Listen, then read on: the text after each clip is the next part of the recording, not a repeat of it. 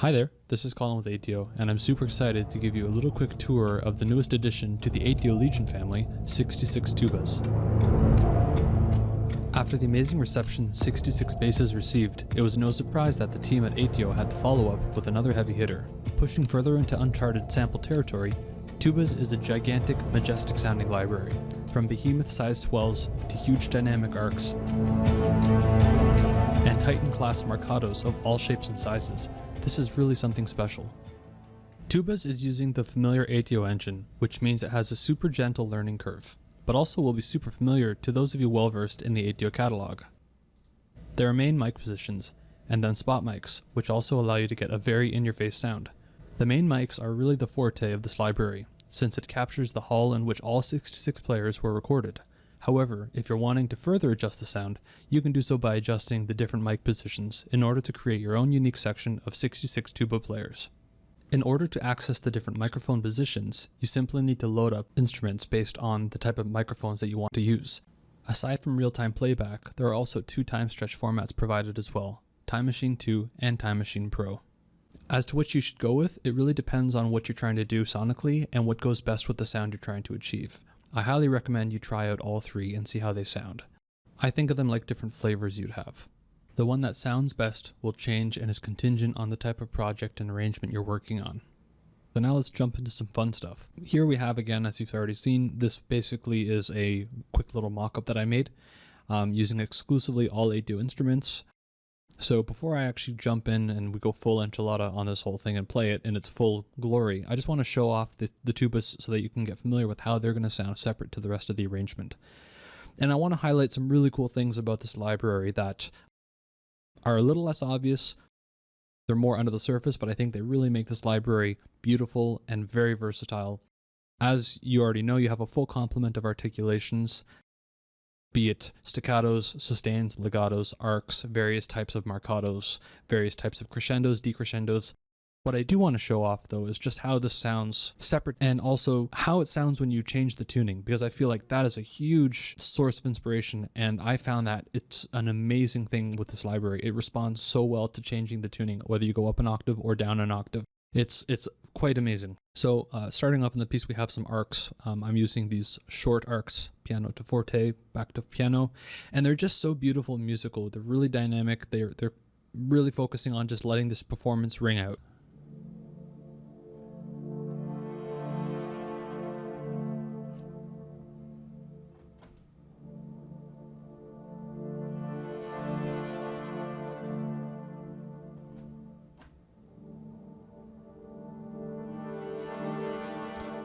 They sound super, super wide and big. And basically what I've done is I've written out this part here with these arcs, and I actually ended up duplicating the second part here. The cool thing is that I've tuned these up an octave. This sounds honestly like the biggest, most badass French horn section you've ever heard. We're going to just listen to these arcs tuned up, and this sounds almost like a cross between trombones and French horns. Check this out.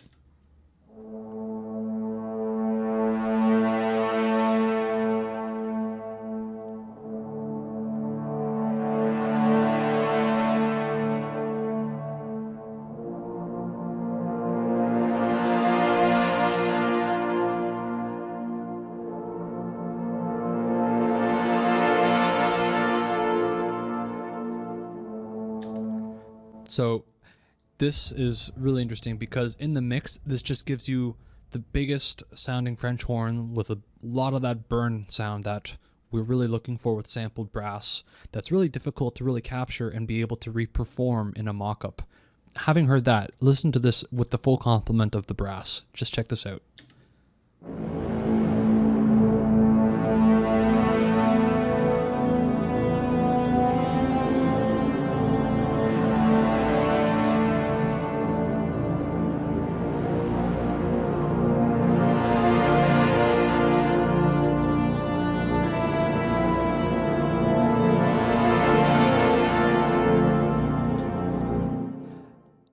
This really opens up the doors with letting you write the biggest, most badass arrangements you can come up with. Super inspiring.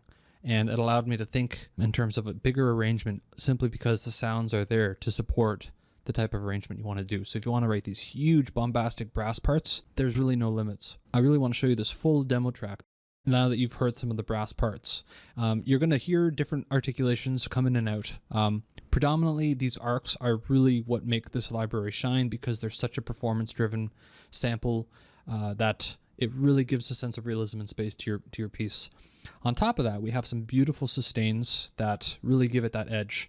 And again, the cool thing with the ATO engine is it allows you to stack articulations on top of each other. So you can basically do these beautiful passages where there's a lot of burn and you've got this really dynamic swells. I sort of used these decrescendos and these crescendo slow articulations, almost like a really slow marcato, and then it reverses back. But it's not reversing.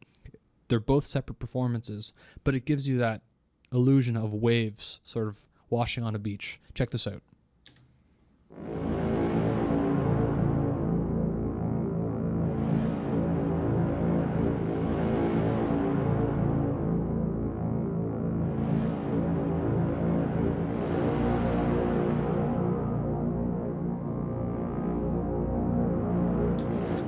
So it's so useful. And again, depending on the BPM of your track, you can adjust the speed to basically fit within the constraints of whether you're trying to do, say, 2, 4, 8 bar chunks so that everything lines up properly with your time.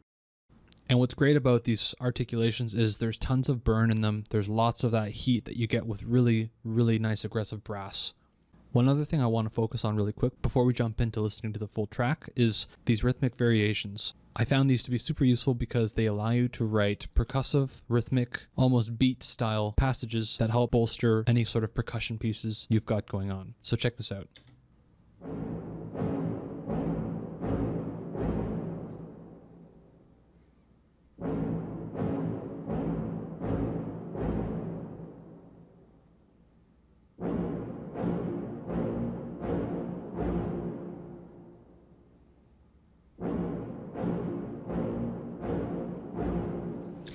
And there's just so much low end and girth and size that these have. It's just such a big sound. On top of that, we have some amazing sounding spiccatos where they really kind of help drive the motor of the piece in the second half, as you'll hear. And so I'm using the spiccatos in this area, and these are actually the DFD real-time playback. So these are playing back with no time stretch on them because I wanted the most natural sound. And I'm actually using a bit of the built-in convolution reverb just to help build some space, so they give a little bit more of this expansive feel, almost like the players are seated back, 10, 15 feet away from the mics. It kind of gives you that illusion of a bigger space than what it already is. So check this out.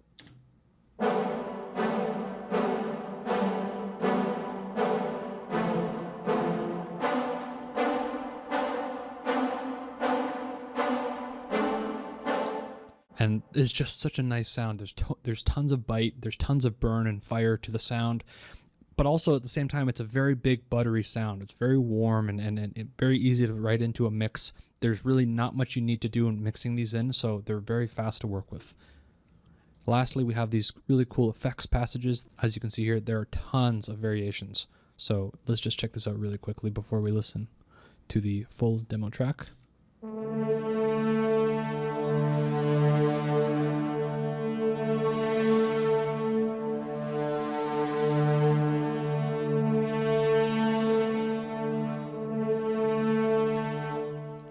So you can really use these as sort of an atonal pad type element.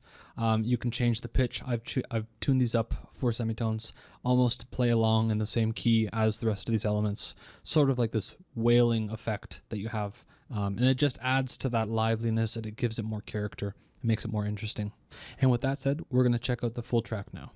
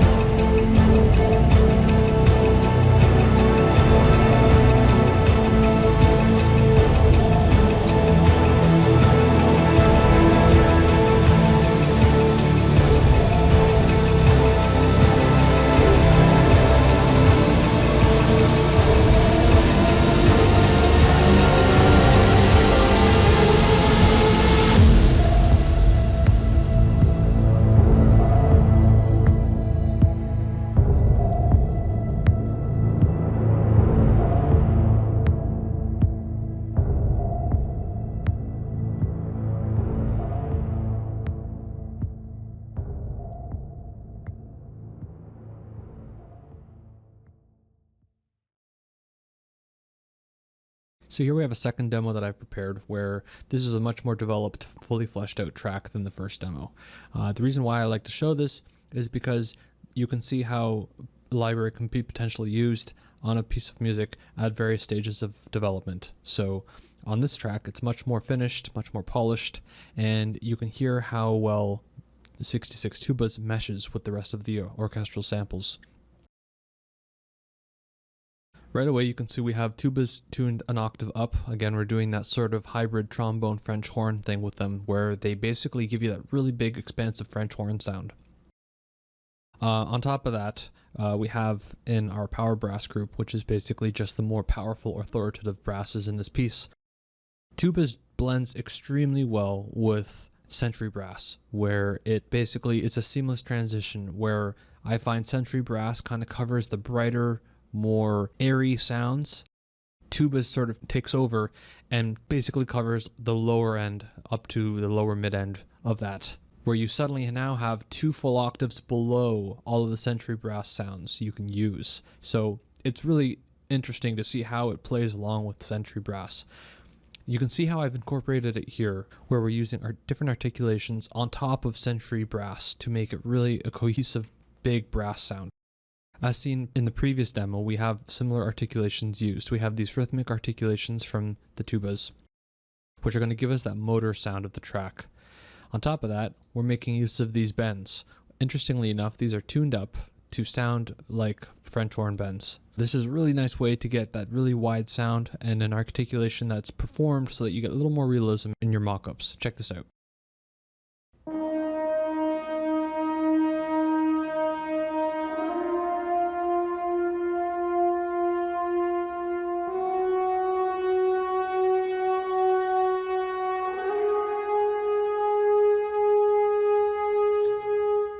Now I've stretched these out quite a bit, so bear that in mind. You can also use the different time stretch algorithms to change the way they sound if they're stretched, or you can play them back in real time for the fully natural sound. We're always trying to overcome the limitations of the samples and make them fit our mock-ups as best as possible. So what I want to show you is just the brass section of this track. I'm going to pick out a section here and let you hear what exactly you can do when you've got both tubas playing in concert with century brass, or any other brass libraries for that matter.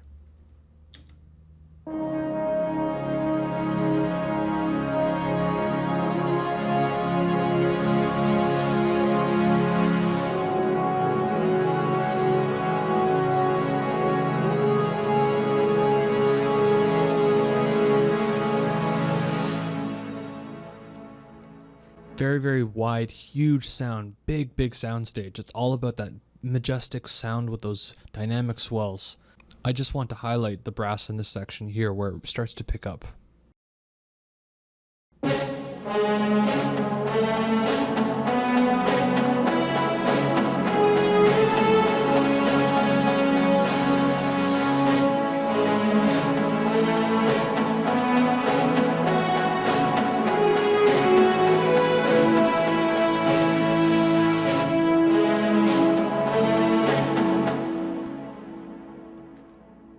So the great thing is although they're separate products, they really work together and give you this very glued sounding brass section. Interestingly enough, the tubas I've used just as much for the tuba sound as I am using them for that really big French horn sound. One part I liked doing was these call and response areas here, where the tubas sort of call out and then the French horns respond. And I think that's a really neat way to show off what you can do with the samples. So if I just solo these sections here, and why not? Let's leave these tuba shorts in.